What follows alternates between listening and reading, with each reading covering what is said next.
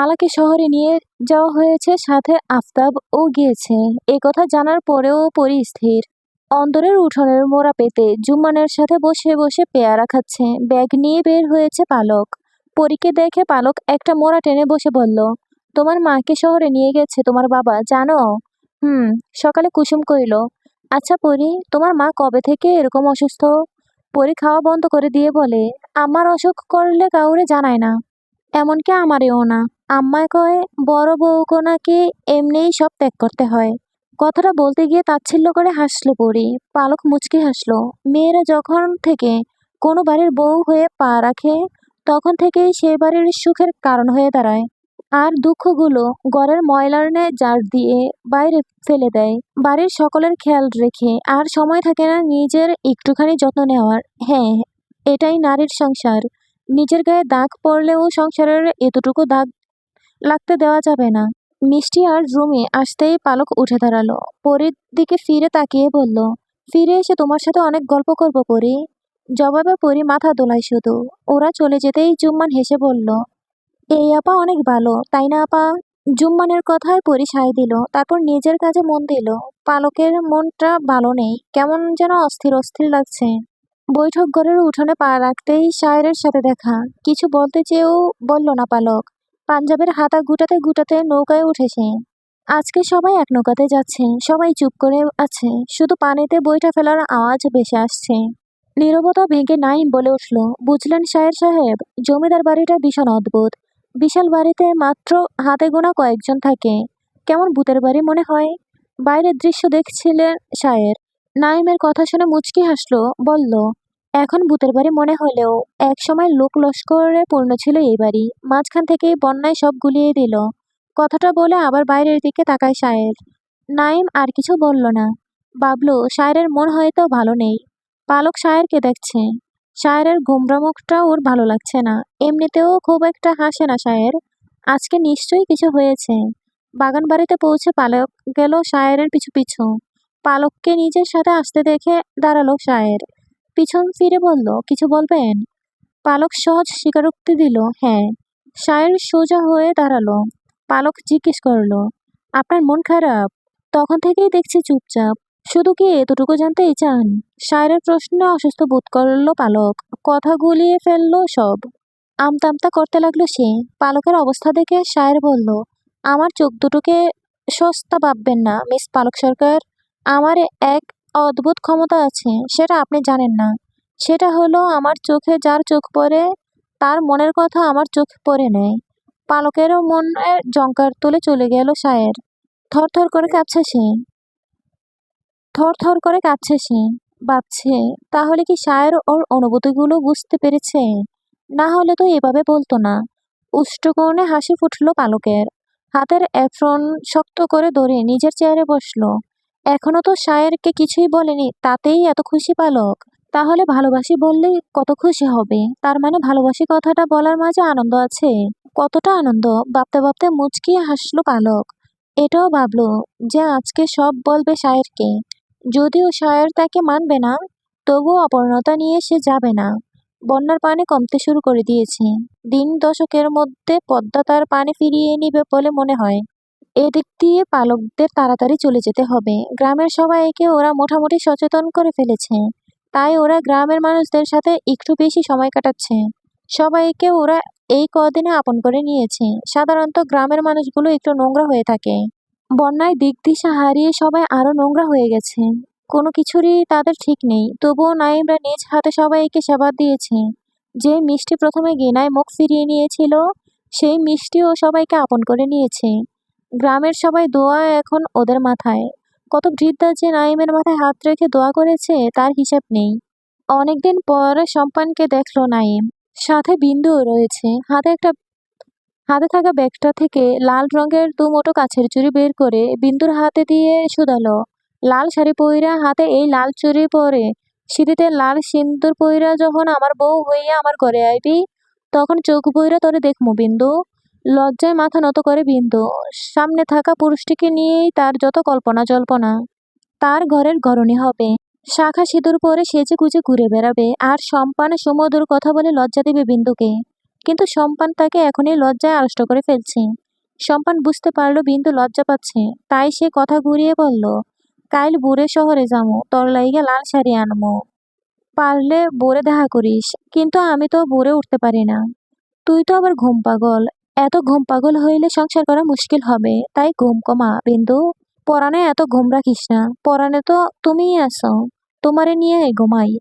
দুষ্টু হাসলো বিন্দু, সাথে সম্পানও হাসলো, কিন্তু বেশিক্ষণ স্থায়ী হলো না। নাইমকে দেখে মিলিয়ে গেল বিন্দুর হাসি, তড়িৎ গতিতে যাই বলে গেল, কিন্তু সম্পান ঠায় দাঁড়িয়ে আছে। নাইম কাছে এগিয়ে এসে দাঁড়ালো, মৃদু হেসে বলল, নিজের ভালোবাসা তো ঠিকই পেয়ে গেছো, অথচ আমার বেলায় অন্যায় কেন সম্পান? তাহলে কি আমি ধরে নেব যার যার ভালোবাসা তার তার কাছে মূল্যবান, বাকি সবই ঠুমকো? ঈষৎ চমকালো সম্পান।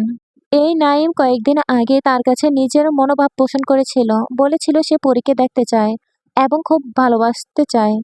সম্পানের কাছে আকুতি করে সাহায্য চেয়েছিল, কিন্তু ভীতু সম্পান তাকে ফিরিয়ে দিয়েছিল, বলেছিল সে কোনো সাহায্য করতে পারবে না। নাইমের চোখের দিকে তাকিয়ে সেদিন মায়া হয়েছিল সম্পানের, কিন্তু তার কিছুই করার নেই। এই সুদর্শন পুরুষটিকে ফেরাতে মন চাইছিল না। এছাড়া যে কোনো উপায় নেই সম্পান মাঝির কাছে। সে আস্তে করে বলল, আমি কিছু করতে পারবো না ডাক্তারবাবু। পরীর লগে কথা তো দূরের কথা, জমিদার বাড়ির দ্বারে যাওয়ার সাহস আমার নাই। এত ভয়ের কারণ কি সম্পান? কারণ আজ থেকে ৮ বছর আগে রাখাল দাদার যে অবস্থা হয়েছিল তা দেখে ভয়ে কাঁপছিল পুরা গ্রাম। তারপর থেকে জমিদার বাড়ির কোনো মাইয়ার দিকে তাকানোর সাহস কারো হয় নাই। বিন্দুও পারবো না। আমি চাই না বিন্দুর কোনো ক্ষতি হোক। কপালে দৃঢ় বাজ পড়ল নাইমের। রাখাল সম্পর্কে সে অবগত। সোনালি তার হাত ধরে পালিয়েছে। নাইম আবার জিজ্ঞেস করে, তুমি দেখেছিলে রাখালকে? এখন ওরা কোথায় আছে? জানি না, আমি তখন ছোট ছিলাম। তাও আমার মনে আছে সব। আপনি যদি দেখতেন তাইলে আপনিও পরীর আশেপাশে যাইতে চাইতেন না। আমি এখন যাই বাবু, এখন কথা কই। জমিদারের যত ভালো দেখেন তত ভালো না। যেদিন রাখাল রে মারছিল সবই সেদিন বুঝছি আমি। সম্পান চলে গেল। নাইম বুঝলো রাখালের মারাকে কেন্দ্র করে গ্রামের সবাই এখন জমিদারের ভয়ে তটস্থ। এজন্য কোনো পুরুষ জমিদার বাড়িতে যায় না। তবে কি রাখালের সাথে ভয়ঙ্কর কিছু হয়েছিল? তাই হবে। না হলে সম্পান এত ভয় পেত না। তবে ওরা দুজনে এত কিছুর পরেও একসাথে আছে ভেবে স্বস্তির নিঃশ্বাস ফেলল সে। সম্পানের কথাগুলো যেন নাইমের ইচ্ছা আরো বাড়িয়ে দিল। পরীর কথা সে কিছুতেই মাথা থেকে বের করতে পারছে না। প্রতিটি মুহূর্ত তার পরীকে ভেবেই কাটে। এরই মধ্যে সন্ধ্যা হতে চলল, সঙ্গে জ্বরের পূর্বাভাস। মৃদু বাতাস ছেয়ে গেল চারদিক। মিষ্টি, রুমি আর আসিফ এসে নৌকায় চড়ে বসে। বড় নৌকা আজ নেই, তাই দুটো ছোট নৌকা ঘাটে বাঁধা। রুমিদের নৌকা ছেড়ে দিয়েছে। তখনই মিষ্টি বলে উঠল, এই যা, পালককে ফেলে চলে এলাম। পালক পরের নৌকায় আসবে, চিন্তা করিস না। আসিফের কথা শান্ত হলো মিষ্টি। নৌকা জমিদার বাড়ির সামনে থামতেই ওরা নেমে ভিতরে গেল। অন্দরে ঢুকে সিঁড়ি বেয়ে দোতলায় আসতেই ওরা দেখতে পেল হারিকেন হাতে পরীর এদিকেই আসছে। পরীর এক হাতে হারিকেন, আরেক হাত দিয়ে পরনের ঘাগরা সামান্য উঁচু করে ধরেছে। লাল আলতা শোভা পাচ্ছে পরীর সৌন্দর্য, যা দেখে ঈর্ষান্বিত হলো মিষ্টি। কিন্তু সে চুপ রইল। পরী কাছে এসে জানতে চাইল পালক কোথায়। রুমি জবাব দিল সে পরের নৌকায় আসছে। পরী একথা শুনে কুসুমকে ডাকতে ডাকতে নিচে চলে গেল। নিজেদের কক্ষে গিয়ে মিষ্টি ক্ষোভ প্রকাশ করলো। তেজি গলায় বলল, এই মেয়েকে দেখলে আমার গা জ্বলে যায়। ওর মতো সুন্দর না তুই এর জন্য। না, ওর মতো সুন্দর হতেও চাই না। কিন্তু ওর জেদ দেখলে আমার বিরক্ত লাগে। এতটুকু বয়সে এত সাহস সঞ্চয় করতে সবাই পারে না, কিন্তু পরীর মধ্যে সেই সাহস আছে। আছে যথেষ্ট বুদ্ধি। শক্তি দিয়ে না হলে বুদ্ধি দিয়ে ও ১০০ জনের সাথে লড়াইতে পারবে। বিপরীতে জবাব দিল না মিষ্টি। চুপচাপ পোশাক বদলে পালঙ্কের শটান হয়ে শুয়ে রইল। প্রহর বাড়তেই রুমির চিন্তা হলো, পালক তো এখনো এলো না। চারদিকে প্রবল বেগে বাতাস বইছে, তাহলে কি ওরা আসতে পারেনি? মিষ্টি ঘুমাচ্ছে, তাই রুমি গেল বৈঠক ঘরে। নাইমদের কক্ষের দরজার পরপর কয়েকবার টোকা দিতেই শেখর এসে দরজা খুলল। রুমি অবাক হয়ে ভিতরে ঢুকে বলল, তোরা চলে এসেছিস, তাহলে পালক কোথায়? বিস্মিত কণ্ঠস্বরে শেখর বলল, তোদের সাথে আসেনি? আমরা তো ভাবলাম তোরা একসাথে এসেছিস। নাইম শুয়েছিল। সে উঠে বসে বলল, তাহলে পালক কোথায়? বাগান বাড়িতে আটকা পড়লো নাকি? তাই হবে। তোরা পালককে আনার ব্যবস্থা কর তাড়াতাড়ি। রুমিকে আশ্বাস দিয়ে নাইম ছুটে গেল শায়েরের ঘরে। শায়ের ওদের সাথেই ফিরেছে। নাইমের মুখে পালকের কথা শুনে অনিচ্ছা সত্ত্বেও থাকাও অনিচ্ছা থাকা সত্ত্বেও বাগান বাড়ির উদ্দেশ্যে রওনা হলো সে। প্রবল বাতাসের মধ্যে নাইম, শেখর, আসিফ আর শায়ের বেরিয়ে পড়ল। মধ্যরাতে ঘুম ভাঙলে পরীর। কেন যেন অস্থির অস্থির লাগছে ওর। এই ঠান্ডা আবহাওয়ার মধ্যেও ঘামতে লাগলো পরী। একটা স্বপ্ন দেখেছে সে, কিন্তু কি দেখেছে তা মনে করতে পারছে না। এমনটা মাঝে মাঝেই হয় পরীর সাথে। স্বপ্নে কি দেখে তা কিছুতেই মনে করতে পারে না। সে কি সুস্বপ্ন দেখেছে নাকি দুঃস্বপ্ন? ভাবতে ভাবতে পরী হাঁটু জড়ো করে অন্ধকার কক্ষে বসে রইল। এভাবেই অনেকক্ষণ কেটে গেল। আর ঘুমাতে পারল না পরী। তবে ভোরের দিকে ঘুমিয়ে পড়ল। মোরগ ডাকার সাথে সাথে কুসুম আর জুম্মান ছুটে এলো পরীর ঘরে। কুসুমের ডাকে দরফরিয়ে উঠে পরী। কিন্তু কুসুম কথা বলতে পারছে না, শুধু হাঁপাচ্ছে। পরী তাকিয়ে রইল। কুসুম নিজেকে ধাতস্থ করে বলল, পরী আপা, সর্বনাশ হয়ে গেছে। কাল রাইতে ডাক্তার আপা বন্যার পানিতে ডুবে মারা গেছে। কুসুমের কথাটা শুনে পরীর শরীর ঝাঁকুনি দিয়ে উঠল। কাঁপতে লাগলো সর্বাঙ্গ। কুসুম ডাক্তার আপা বলতে কাকে বুঝালো? প্রশ্নটা করতে পারে না পরী। ঠোঁট দুটো তার অসম্ভবভাবে কাঁপছে। প্রশ্নটা করতে পারে না পরী। ঠোঁট দুটো তার অসম্ভবভাবে কাঁপছে। পরীর চাহনি দেখে জুম্মান বলল, ওই ভালো ডাক্তার আপা। আপা বাইরে লাশ আনছে। পরীর কানে একটা কথা বাজতে লাগলো, ফিরে এসে তোমার সাথে অনেক গল্প করবো পরী। আর বসে থাকতে পারল না পরী। ছুটে লাগালো সে। সিঁড়ি ভেঙে নিচে এসে যেই না বৈঠক ঘরের দিকে যাবে, তখনই মালা চেপে ধরে পরীর হাত। একটানে পরীকে এনে বুকে চেপে ধরল মালা। মালাকে দেখে পরী অবাক হয় না, বরং শক্ত করে জড়িয়ে ধরে মালাকে। পরীর মুখ থেকে বারবার আম্মা শব্দটি বের হয়। একটানে পরীকে এনে বুকে চেপে ধরল মালা। মালাকে দেখে পরী অবাক হয় না, বরং শক্ত করে জড়িয়ে ধরে মালাকে। পরীর মুখ থেকে বারবার আম্মা শব্দটি বের হয়। রাতের ঝড়ে যে এত বড় তাণ্ডব চালাবে তার নূরনগরের কারো জানা ছিল না। সে যে একটা নিষ্পাপ প্রাণ কেড়ে নিল। কিন্তু পালক কিভাবে পানিতে পড়ে গেল তা কেউই বুঝতে পারল না। পানির কাছেই বা কেন গেল? ইতিমধ্যে সারা গ্রামে পালকের মৃত্যুর খবর ছড়িয়ে পড়েছে। চোখের পানি ফেলছে অনেকেই। মেয়েটা অনেক ভালো ছিল, এই কথাটা সবার মুখেই শোনা গেল। ভিড় জমেছে জমিদার বাড়ির প্রাঙ্গণে। নারী পুরুষ বাচ্চাদের আনাগোনা বাড়ছে। শহরের ডাক্তারের লাশ দেখে যাচ্ছে এক এক করে। সাদা কাপড়ে ঢাকা পালকের নিথর দেহ পড়ে আছে। তার থেকে খানিকটা দূরে রুমি কাদার মধ্যে বসে আছে। ওর পাশে মিষ্টি একইভাবে বসে আছে। মাঝরাতে যখন এই লোমহর্ষক খবরটা পেল, তখন থেকেই কাঁদছে। কিন্তু এখন কাঁদার শক্তি দুজনেই হারিয়েছে। তাই শুধু পালকের লাশের দিকে তাকিয়ে আছে। স্থির সে দৃষ্টি। কিছুটা দূরে গাছের শেকড়ের উপর নাইম আর শেখর দাঁড়িয়ে আছে। আসিফ চুপচাপ দাঁড়িয়ে আছে। কাল রাতে যখন সবাই বাগান বাড়িতে পৌঁছালো, তখন জ্বর একটু কমেছে। পুরো বাড়ি তন্ন তন্ন করে খুঁজেও পালককে ওরা পেল না। ওদের সাথে গ্রামের লোকেরাও খুঁজলো, কিন্তু পেল না। কেউ একজন বাড়ির পিছনে গেল খুঁজতে, যেখানে কেউই যায় না। পানিতে উপর হয়ে ভাসছে পালক। হারিকেনের আলোয় লোকটা ভালো করে কিছু দেখলো না, তবে চিৎকার দিয়ে সবাইকে ডাকলো। কয়েকজন শায়েরের আদেশের সাথে সাথে পানিতে নেমে পড়লো। সবাই মিলে দরাদরি করে পালককে ডাঙায় তুলে আনলো। নাইম দ্রুত পায়ে নিজের শরীরের ভর ছেড়ে দিল মাটিতে। চোখ থেকে কয়েক ফোঁটা পানি গড়িয়ে পড়ল। শেখর আসিফ বুঝেও ছুটে গিয়ে পালকের হাত ধরল এবং ওরাও নাইমের পাশে বসে পড়ল। এইটুকু সময়ের মধ্যে কি হয়ে গেল? রাতেই পালককে জমিদার বাড়ি নিয়ে আসা হয়। রুমি মিষ্টি এসে পালকের লাশ দেখেই কাঁদতে লাগলো। ওভাবে সকাল হয়ে গেল। নাইম পালকের দিকে শান্ত চোখে তাকিয়ে আছে। এই পালকের সাথে কত মজা করেছে ওরা। একসাথে ক্লাস করেছে, গল্প করেছে, একসাথে ডাক্তার হওয়ার স্বপ্ন দেখেছে। কত আনন্দ করে 6 জন এই গ্রামে এসেছিল। এখন ফিরতে হবে 5 জনকে। ভাবতেই অবাক লাগছে। নাইমের এখনো বিশ্বাস হচ্ছে না যে পালক আর নেই। পানিতে ডুবে মারা গেছে। কি অদ্ভুত! যেই পানি মানুষের জীবন বাঁচায়, সেই পানি মানুষের জীবন কেড়ে নেয়। পালকের মৃত্যুটা শায়েরও মানতে পারছে না। হঠাৎ এরকম ঘটনা ঘটে যাবে তা সে ভাবতেও পারেনি। তাছাড়া মেয়েটার সাথে কাল ওর বেশ কিছুক্ষণ কথাও হয়েছিল। তাকিয়েছিল শায়েরের দিকে, অথচ কিছু সময়ের ব্যবধানে মেয়েটা আর নেই। আর কথা বলবে না। যে চোখে শায়ের পালকের অনুভূতি পড়ছিল, সেই চোখ জোড়া আর খুলবে না। কিছুক্ষণ দাঁড়িয়ে থেকে শায়ের গেল আফতাবের সাথে কথা বলতে। মালাকে নিয়ে আফতাব ঘুরে ফিরেছে। পালকের খবর পেয়ে মালাও কেঁদেছে। মেয়েটা সত্যিই খুব ভালো ছিল। এভাবে মেয়েটা পৃথিবী ছাড়বে তা মালাও বুঝেনি। অন্দরের বারান্দায় পরীকে বুকে জড়িয়ে বসে আছে মালা। জেসমিন, কুসুম আর জুম্মানও আছে। বেশ কয়েকজন মহিলাও এসেছে। ওদের দেখে আবার চলে যাচ্ছে। পরী এখনো মালাকে ধরে আছে। অনেকদিন পর মায়ের বুকে মাথা রেখেছে সে। হঠাৎ পালকের কথা মনে পড়তে মাথা তুলে তাকালো, বলল, আম্মা, ডাক্তার আপা। চুপ থাক পরী, কথা কইস না, যা হওয়ার তা হইছে, তুই শান্ত হ। চোখ থেকে ফোঁটা ফোঁটা অশ্রু বের হতে লাগলো। সে বলল, আম্মা, ডাক্তার আপা কইছিল আমার লগে গল্প করবে, কিন্তু সে তো আর আইলো না আম্মা। আমার অনেক কষ্ট হইতাছে আম্মা।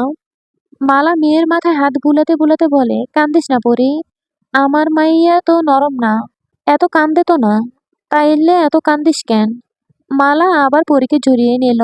পরী ফুপিয়ে ফুপিয়ে কাঁদতে লাগলো, শক্ত করে জড়িয়ে ধরলো মালাকে। ঠিক তখনই মিষ্টি রুমিও অন্দরে ঢুকলো। পরী চট করে মাথা তুলে তাকায়। যন্ত্রমানবের মতো হাঁটতে আসছে দুজন। সিঁড়ি বেয়ে দুজন দোতলায় চলে গেল। কিছুক্ষণ পর নিজেদের ব্যাগ নিয়ে এলো ওরা। মালার সামনে গিয়ে রুমি ভাঙা গলায় বলল, আমরা চলে যাচ্ছি, ভালো থাকবেন। বুঝতে পারিনি যে হাসি মুখে এভাবে এসেছিলাম আর যেতে হবে কাঁদতে কাঁদতে। পালককে এভাবে হারিয়ে ফেলবো জানলে কখনো আসতাম না এখানে। বলতে বলতে কান্নায় ভেঙে পড়ল রুমি। চোখের জল মুছতে মুছতে অন্দর থেকে বের হয়ে গেল। ওরা চলে যাচ্ছে শুনে পরে উঠে দাঁড়িয়ে বলল, আমি একবার দেখবো ডাক্তার আপারে। আম্মা, আমি বাইরে যাবো। আম্মা, আমারে একবার যাইতে দেন। নাইমরা নিজেদের ব্যাগ গুছিয়ে নিয়েছে। পালককে নিয়ে এখনই শহরে রওনা হবে সবাই। পালকের বাবা মা শহরে থাকেন। ওখানেই দাফন করা হবে পালকের। কোন মুখে ওরা পালকের বাবা মায়ের সামনে দাঁড়াবে তাই ভেবে পাচ্ছে না ওরা। ঘাটে বিশাল ছাইওয়ালা নৌকা নিয়ে দাঁড়িয়ে আছে সম্পান সহ আরো দুজন মাঝি। নৌকা করেই পালককে শহরে নিয়ে যাওয়া হবে। নাইম, শেখর, আসিফ গেল পালককে নৌকায় তুলতে। নাইম পালকের দেহ হাত দিতেই একটা নারী কণ্ঠ ভেসে আসে, একটু দাঁড়ান, আমি দেখবো আপারে। ওড়না দিয়ে মুখ ঢেকে পরি দৌড়ে এলো। নাইম ছেড়ে দিল পালককে, হাঁটু মুড়ে সে পাশে বসে রইল। পরি ছুটে গিয়ে নাইমের পাশেই বসে। পালকের মুখের উপর থেকে কাপড়টা নাইম সরিয়ে দিল। পালকের মুখটা দেখে কেঁদে ফেলল পরি। সাদা হয়ে গেছে মুখটা, ঠোঁট দুটো কালচে বর্ণ ধারণ করেছে। কি জানি কতক্ষণ পানিতে ছিল। মলিন কোমল দেহটা শান্ত হয়ে আছে। পরে আলতো করে পালকের গালে হাত রাখলো। শরীর বরফের ন্যায় ঠান্ডা। অনেক কষ্ট হয়েছে আপনার, তাই না আপা? এখন আপনি শান্তিতে ঘুমান, কেউ বিরক্ত করব না। একটা কথা মনে রাখেন, এই পরি আপনার কথা কোনোদিন ভুলবে না। সোনা আপার মতো আপনিও আমার আরেক আপা। ভালো থাইকেন। দু ফোঁটা অশ্রু বিসর্জন দিয়ে উঠে দাঁড়ালো পরি। পিছিয়ে এলো পালকের থেকে। নাইম হাত বাড়িয়ে দিল পালকের দিকে। তিনজন মিলে পালককে ধরে নৌকাতে তুলল। সায়ের যাচ্ছে ওদের সাথে। সবাই নৌকায় বসতেই সম্পান বইটা ফেলল। পরে দৌড়ে ঘাটে গেল। অশ্রুসিক্ত নয়নে তাকিয়ে রইল। নাইম চোখ ঘুরিয়ে তাকালো পরের দিকে। চোখ দুটো ছাড়া আর কিছুই দেখা যায় না। হয়তো এই গ্রামে আর আসা হবে না ভেবে দীর্ঘশ্বাস ছাড়ল নাইম। বেশিক্ষণ দাঁড়ালো না পরি। কুসুম এসে টেনে নিয়ে গেল পরীকে। এখানে থাকাটা ঠিক হবে না। আজকে নৌকার সবাই চুপ। মনে হচ্ছে নৌকায় কেউই নেই, শুধু সবার শ্বাস প্রশ্বাস শোনা যাচ্ছে। বাড়ি সেই নিঃশ্বাস। মিষ্টি পালকের মাথায় হাত রেখে বলল, কখনো ভাবিনি তুই এভাবে আমাদের ছেড়ে চলে যাবি। আমরা তোকে খুব ভালোবাসি পালক। কেঁদে ওঠে মিষ্টি ও রুমিও। কিন্তু নাইম, শেখর, আসিফ স্থির। ওদেরও ইচ্ছে করছে কাঁদতে, কিন্তু পুরুষদের যে কান্না মানায় না। অশ্রু শোভা পায় নারীর চোখে, পুরুষের চোখে থাকে কঠোরতা। তাই ওরা তিনজন পুরুষ চুপ করে বসে রইল। সায়ের বাইরে দাঁড়িয়ে আছে, মাঝে মাঝে পালকের দিকে তাকিয়ে গভীর ভাবনায় নিমজ্জিত হচ্ছে, আবার বাইরের দৃশ্য দেখছে। অন্দরের বারান্দায় পা ছড়িয়ে বসে আছে পরি। পরনের গাগরাটা হাঁটু অব্দি উঠে আছে। ওড়নাটাও পাশে পড়ে আছে। অবুঝের ন্যায় বসে আছে পরি। অনুভূতিহীন চাহনিতে তাকিয়ে আছে পেয়ারা গাছটির দিকে। সেখানে একটি হলদে পাখি বসে আছে। পাখিটার নাম পরীর অজানা। একটা পাকা পেয়ারা খাচ্ছে পাখিটা। পরি দিক বেদিকে ভুলে পাখিটা দেখায় মগ্ন হয়ে আছে। পরীর ইচ্ছা হচ্ছে পাখি হতে। না থাকবে পরিবার, না থাকবে কষ্টের পাহাড়। এমন সময়ে লাঠি বর দিয়ে আবেরজান আসলো। তিনি সব সময় নিজের কক্ষেই থাকা খুব একটা পছন্দ করেন, বের হন না। পালকের খবর শুনে তিনি বের হয়ে এসেছেন। এতক্ষণ মালার ঘরে ছিলেন, নিজের ঘরে যাচ্ছিলেন। পরীকে ওরকম অবস্থায় দেখে লাঠির খোঁচা দিয়ে বললেন, ওই মাইয়া, এমনে কাপড় উঠাইয়া বসস কেন? পাও ডাক কইতাছি, তোর বাপে আইসা পড়ব। কি মাইয়া যে হইছে আল্লাহই জানে। ওই কথা হনস না? তাদের চেঁচামেচিতে পাখিটা উড়ে গেল। যার দরুন বিরক্ত হলো পরি। কোনো কথা না বলে ওড়না হাতে নিয়ে উঠে দাঁড়ালো। দৌড়ে চলে গেল ছাদে। পাঁচিল ঘেঁষে দাঁড়ালো সে। উদাস উদাস লাগছে পরীর। ও নিজেই চেয়েছিল শহরের ডাক্তাররা চলে যাক। আজ তাই হলো। কিন্তু ওদের চলে যাওয়াকে মানতে পারছে না পরি। পালকের কথা মনে পড়তেই কান্না আসছে ওর বারবার। জুম্মানের মুখে পরীর একদিন শুনেছিল, ভালো মানুষ নাকি বেশি দিন বাঁচে না। কথাটা জুম্মানকে ওর মাদ্রাসার হুজুর বলেছিল। পরি ভাবলো, পালক ভালো ছিল বলে অকালে হারিয়ে গেল। সারাদিনে কিছুই মুখে তুলল না পরি। মালা এসে জোরাজুরি করেও পরীকে খাওয়াতে পারল না। নিজ কক্ষের এক কোণায় চুপটি করে বসে আছে পরি। জুম্মান তখন পরীর ঘরে ঢুকলো হাতে একটা লাঠি নিয়ে।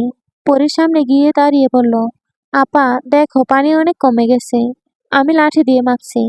পরি ঘুরে তাকালো জুম্মানের দিকে। লাঠির মাঝখান বরাবর ধরে দেখালো জুম্মান। পরি মৃদু হেসে বলে, ভালো বুদ্ধি তো তোর। এমনে পানি মাপা শিখাইলো কে তোরে? নাইম ডাক্তার বাবু। ও আচ্ছা, উনি কি ডাক্তার গো দিয়ে আইছে? জুম্মান চোখ কুচকে বলল, উনি কে আপা? আরে ওই যে আপার লগে থাহে, পাঞ্জাবি পইরা থাহে, চোখে সুরমা পরে। জুম্মান এবার খিলখিল করে হাসতে লাগলো পরীর কথা শুনে। তা দেখে পরীর রাগ হলো, বলল, হাসুস কেন? আমি কি হাসার কথা কইছি? সোজাসুজি কইলেই তো পারো শায়ের ভাই। তা না কইয়া কি কইতাছ? আসে নাই শায়ের ভাই, মনে হয় রাত হবে। আইলে গিয়ে খবর আনবে কি হইল। জুম্মান মাথা নেড়ে জানান দিল সে কাজটি করবে। তারপর দৌড়ে গেল লাঠিটা পানির মধ্যে পুঁততে। নাইম জুম্মানকে শিখিয়েছিল এভাবে পানি মাপতে হয়। খুব সহজেই জুম্মান শিখে নিয়েছে। সে খুশিও হয়েছে নাইমের প্রতি। সন্ধ্যা নামতেই মাগরিবের নামাজ পড়ার জন্য অজু করতে কলপারে গেল মালা। কিন্তু সে অবাক হলো পরীকে আসতে দেখে। পরী এসে অজু করতে লাগলো। নামাজ পড়বে? মায়ের প্রশ্নের জবাবে পরী ছোট্ট করে বলল। মালা বরকায়। পরীকে অনেকবার সে নামাজ পড়তে বলছিল, কিন্তু পরীর কোনো হেলদোল নেই। মালা বলল, নামাজ পড়লে সব ওয়াক্ত পড়তে হইবে, কিন্তু পরীর ততক্ষণে অজু করা শেষ। ও উঠে দাঁড়িয়ে বলল, আমি এখন থেকে প্রতিদিন নামাজ পড়ব আম্মা। আমার সব প্রিয় মানুষগুলোর লাইগা দোয়া করব। মালা আর কথা বলল না। তাদের জন্য বালতি করে অজুর পানি নিয়ে পরী চলে গেল। মালা চেয়ে রইল মেয়ের যাওয়ার পানে। মেয়েকে নিয়ে বড়ই দুশ্চিন্তা মালার। শুধু রাগ আর জেদ দেখাতেই পারে, বুদ্ধি শুদ্ধি একেবারেই নেই। এ নিয়ে মালার যত চিন্তা। রাত যখন একটু গভীর হয় তখন জুম্মান এসে খবর দিল শায়ের এসেছে। কিন্তু সে শায়েরের সাথে কথা বলতে পারেনি। আফতাব আর আখিরের সাথে কথা বলছিল শায়ের তখন। জুম্মান আরো বলল, কাকা শায়ের বাইরে গালাগালি করতেছে। পরে চট করে বলে ওঠে, কেন? ভাই সব দেখে রাখতে পারলো না কেন? ডাক্তার আপা মরলো কেমনে? আরো কত কথা। এই কাকায় অনেক শয়তান রে আপা, সুযোগ পাইলেই বাইরে গালাগালি করে। আখিরের নামটা শুনতে ইচ্ছে করলো না পরীর। নিজের কাকা বলে সম্মানও দেয় না। এই লোকটার প্রতি ঘৃণা ছাড়া কিছুই আসে না পরীর। আজ এমনিতেও মন ভালো নেই ওর। তাই আর বেশি কিছু ভাবলো না পরী। চুপচাপ শুয়ে পড়ল। কিন্তু রাত যত গভীর হলো পরীর খিদে তত বাড়ল। সারাদিন কিছু খায়নি। রাতে জুম্মান খেতে ডাকলেও গেল না। কিন্তু এখন যখন খিদে সহ্য করতে না পেরে হারিকেন নিয়ে ছুটে গেল রন্ধনশালায়। ভাত বেড়ে গপাগপ খেতে লাগলো সে। তখনই দরজায় টোকা পড়ল। বৈঠক ঘর থেকে কেউ অন্দরের দরজায় কড়া নাড়ছে। পরী এঁটো হাতে ঘোমটা টেনে গিয়ে দরজা হালকা করে খুলল। রাগান্বিত কণ্ঠে শায়ের বলল, এতক্ষণ লাগে তোর দরজা খুলতে? আমার খাবার নিয়ে আয়। বলেই চলে গেল শায়ের। পরী থ মেরে দাঁড়িয়ে রইল। পরক্ষণেই মনে করল হয়তো কুসুমকে মনে করেছে শায়ের, নয়তো পরীকে ধমক দেওয়ার সাহস আছে ওই সামান্য কর্মচারীর। পরী গিয়ে শায়েরের জন্য বাঁধ বাড়ল। তারপর আস্তে করে বৈঠক ঘরে পা রাখল। চারদিকে কেমন ঘুমট ভাব। ঘুটঘুটে অন্ধকার ছেয়ে গেছে আশেপাশে। দূরের কোনো স্থান থেকে নিশাচর পাখিটা ডেকে উঠছে বারবার। এমতো অবস্থায় একটুও ভয় পাচ্ছে না পরী। অন্ধকার যেন পরীর সাহস আরো বাড়িয়ে দেয়। হারিকেনের আলোক চারদিক কিঞ্চিত আলোকিত করেছে। কাঠের ছোট জলচৌকির ওপরে শায়ের খাবার রেখেছে পরী, কিন্তু শায়ের নেই। সে হয়তো কলপারে গেছে ভেবে পরী দাঁড়িয়ে আছে। জুম্মানকে দিয়ে যে কথা জানতে চেয়েছিল তা সে এখন নিজেই জিজ্ঞেস করবে বলে মনে স্থির করলো পরী। তাই সে শায়েরের জন্য অপেক্ষা করতে লাগলো। কিছুক্ষণ পর শায়ের এসে খেতে বসে পড়ল। সারাদিন না খাওয়া সে, তার উপর আখিরের বলা কটু কথাগুলো সহ্য হয়নি ওর। মাথা গরম আছে। কারণে অকারণে আখির ওকে কথা শোনায়। কারণটা শায়ের বেশ বুঝতে পারে। জমিদার আফতাব শায়েরকে একটু বেশি বিশ্বাস করে। শায়েরের পরামর্শগুলোকে একটু বেশি গুরুত্ব দেন তিনি, যা আখির একটুও পছন্দ করে না। তাই সব সময় সে উৎ পেতে থাকে কিভাবে শায়েরকে আফতাবের সামনে খারাপ বানানো যায়। আর সে সুযোগ আজকে সে পেয়ে গেছে। পালককে উদ্দেশ্য করে অনেক কিছুই শায়েরকে বলেছে, আর শায়ের চুপ করে শুনে গেছে। তাই সে রাগ ঝেড়েছে সে কুসুমরূপী পরীর উপর। কিন্তু শায়ের এখনো টের পায়নি যে ওর সামনে পরী দাঁড়িয়ে আছে। পরীও নিজের উপস্থিতি জানান দেয়নি। কিন্তু খাওয়ার মধ্যে শায়েরের চোখ পড়ল একজোড়া কোমল পায়ের দিকে। ফর্সা পা জোড়ার ভারী নূপুর চকচক করছে হারিকেনের লাল আলোতে। যদিও ওর সামনে দাঁড়ানো রমণের মুখটা ঢাকা, তবুও শায়েরের মস্তিষ্ক ভয়ের আশঙ্কা পেল। সে বুঝে গেল এই রমণীটি কুসুম নয়। খাওয়া ফেলে ছিটকে দূরে সরে এলো শায়ের। আচমকা শায়েরকে দাঁড়াতে দেখে পরী কিছুটা কেঁপে ওঠে। সেও দুপা পিছিয়ে যায়। শায়ের থমথমে গলায় বলল, আপনি কেন এসেছেন? আপনি কি জানেন না যে আপনার উপস্থিতি প্রতিটা পুরুষের জন্য বিপজ্জনক? চলে যান এখান থেকে। অন্দরে ফিরে যান তাড়াতাড়ি, না হলে আমার বিপদ। এক মুহূর্তের জন্য পরী থমকে গেল। সব পুরুষের জন্য ও বিপদজনক কথাটা তীরের মতো বিঁধল পরীর মনে। সেখান থেকে বের হয় অদৃশ্যমান তাজা রক্তস্রোত। সে কম্পিত কণ্ঠে বলে উঠল, আমি তো পালক আপা। বাকিটুকু বলতে পারল না পরী। তার আগেই শায়ের ওকে আটকে দিয়ে বললে, আমি কিছু শুনতে চাই না। আপনি যার সামনে ইচ্ছা যান, কিন্তু আমার সামনে আসবেন না। এখন অন্তর ফিরে যান। পরী আর দাঁড়ালো না, দৌড়ে চলে আসে। আসার সময় পায়ে ব্যথা পায় সিঁড়ির সাথে ধাক্কা লেগে। সেটা কোনো ব্যথা নয় পরীর। মনে যে ক্ষরণ হচ্ছে তাতে আরো বেশি কষ্ট হচ্ছে পরীর। নিজের কক্ষে গিয়ে ঠাস করে দরজা আটকে দিল সে। ঘরের এক কোনায় গিয়ে মেঝেতে হাঁটু মুড়ে বসে বলতে লাগলো, আপা, আমি কি সত্যি সব পুরুষ বিপদে ফেলাই? তুমিও তাই বিশ্বাস করো? কই, আমি ওই দিন না থাকলে তো আব্বা আর সবাই মিলা কানাই কাকার হাত কাইটা ফেলাইতো। আমি তো বাঁচাইছি তারে। তারপরও ওই লোকটা কেন ওই কথা কইল? আমি কি সবার শুনি নাকি? আমি কি কারো প্রিয়জন হমু না কোনোদিন? আপা, তুমি তো রাখাল রে পাইছো। আমি কি অমন কাউরে পাবো না? নিজের মন মতো বকবক করতে লাগলো পরে মেঝেতেই ঘুমিয়ে পড়লো। যখন ওর ঘুম ভাঙে তখন উঠে বসে সে। বেলা কতটুকু হলো তা বোঝার জন্য পরি বাইরে এলো। দোতলায় দাঁড়িয়ে পরি দেখতে পেল মালা হারিকেন হাতে কলপারের দিকে যাচ্ছে। পরি অবাক হয়ে গেল। এমন সময় ওর ঘুম ভেঙেছে। কিছুক্ষণ দাঁড়িয়ে থেকে পরি নিজেও গেল অজু করতে। ফজরের নামাজ পড়ে পরি আর ঘুমালো না। অন্দরে উঠোন জুড়ে হাঁটাহাঁটি করতে লাগলো। কুসুম ভোরেই ঘুম থেকে ওঠে। আজও তার ব্যতিক্রম হলো না। সে চোখ কচলাতে কচলাতে উঠে পরীকে দেখে চমকে গেল। পরীর দিকে এগিয়ে এসে বলল, পরী আপা, আপনি এত সকাল সকাল উঠছেন? আমার তো বিশ্বাস হইতাছে না। বকর বকর না কইরা সামনে থেকে সর। তুই আইজ আমার সামনে আসবি না। আর যদি আসস তাইলে ওই পানিতে তোরে চুবামো। রাতের রাগটা পরী কুসুমের উপর ছাড়ল। কুসুম বেচারি কিছুই বুঝল না। এই সকালে সে তো কিছুই করেনি, তাহলে এভাবে বলল কেন পরী? এই সকালে কারে চুবাবি পরী? নারী কণ্ঠস্বর পেয়ে গাড় ঘুরালো পরী। চোখের সামনে রূপালীকে দেখে আনন্দে আত্মহারা হয়ে ছুটে গেল। ঝাপটে ধরল বোনকে কাছে পেয়ে। খুশিতে রূপালীও আগলে নিল আদরের ছোট বোনকে। কিছুক্ষণ দু বোন আলিঙ্গন করে তবে শান্ত হলো। পরী হাঁক ছাড়লো, আম্মা, ও আম্মা যান, আপনি কই? দেখেন কেডা আইছে।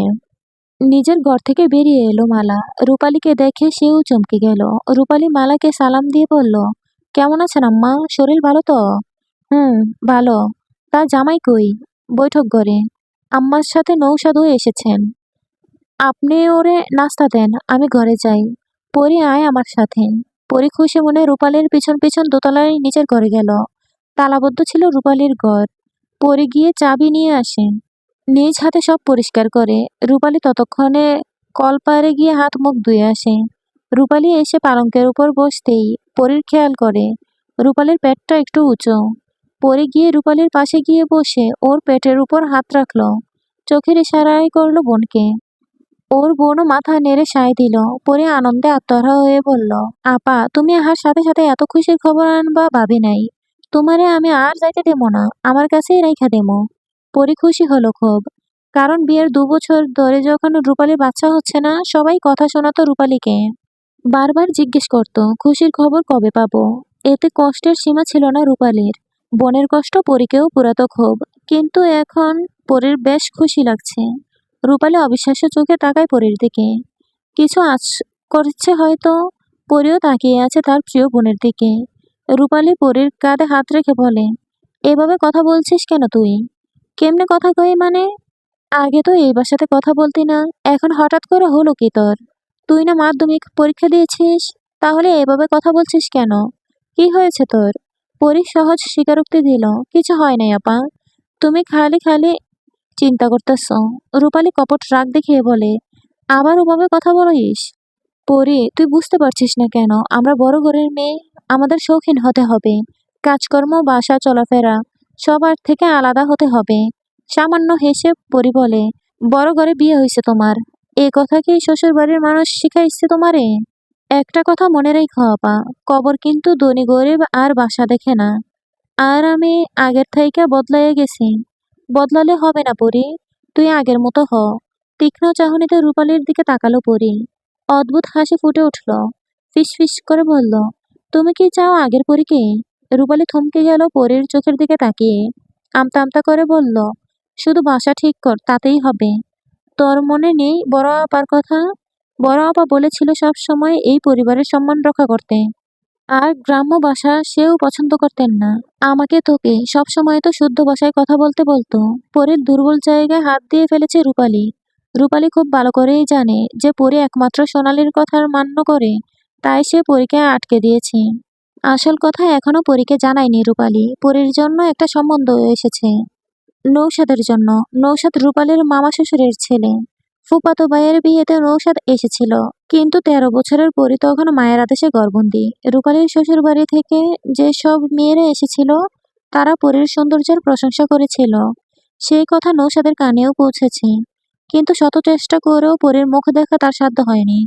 মাঝে মাঝে সে রূপালীর সাথে জমিদার বাড়িতে আসতো, নানা বাহানায় পরীকে দেখার চেষ্টা করত, কিন্তু বারবার কিন্তু বরাবরের মতোই সে ব্যর্থ হতো। তাই এবার সে সরাসরি রূপালীর স্বামী কবিরের কাছে বিয়ের প্রস্তাব দেয় নৌশাদ। পরীকে না দেখলেও সে রূপালীকে দেখেছে, নিশ্চয়ই পরী রূপালীর মতোই সুন্দর। আর তাছাড়া নৌশাদকে না করার কোনো কারণও নেই। উচ্চবিত্ত ঘরের উচ্চশিক্ষিত ছেলে, শহরে তার ব্যবসা।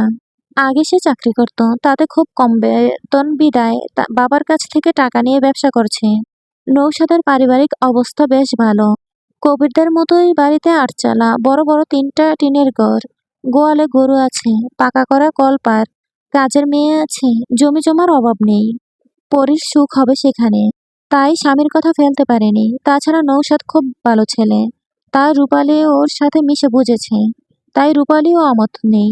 এই বিষয়ে মালার সাথে কথা বলবে রূপালী, কবির কথা বলবে আফতাবের সাথে।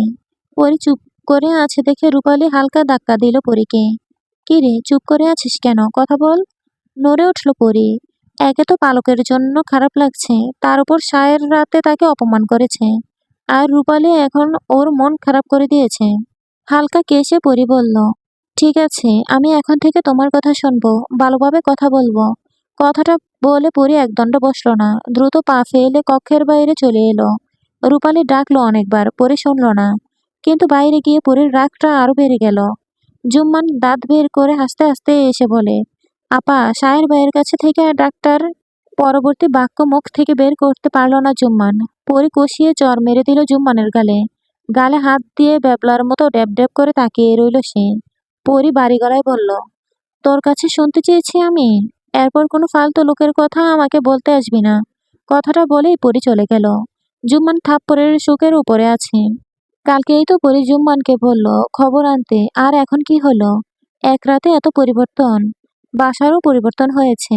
জুম্মান ভাবল হয়তো কোনো দুষ্ট জিন বর করেছে। ভয় পেয়ে সে দৌড়ে গেল রূপালীর কাছে। পরী অন্দরের উঠানে আসতেই দেখলো কুসুম বৈঠক ঘর থেকে অন্দরে ঢুকছে। পরীর কুসুমকে দেখেও রাগ হলো, তেড়ে গেল কুসুমের দিকে, তবে মালাকে আসতে দেখে পদচরণ থামিয়ে দিল। পরীকে উপেক্ষা করে কুসুম মালাকে উদ্দেশ্য করে বলল, বড় মা, শুনছেননি, সুখান পাগল রে গফুর চাচা পানিতে চুবানি দিছে ইচ্ছা মতো। বলেই কুসুম খিলখিল করে হাসতে লাগলো। পরি দমক দিয়ে বলে, এতে হাসার কি আছে? একটা পাগলকে চুপালো আর তুই হাসছিস? তোকে চুবানি দিলে বুঝবি কেমন লাগে। কুসুমের হাসি মিলিয়ে গেল।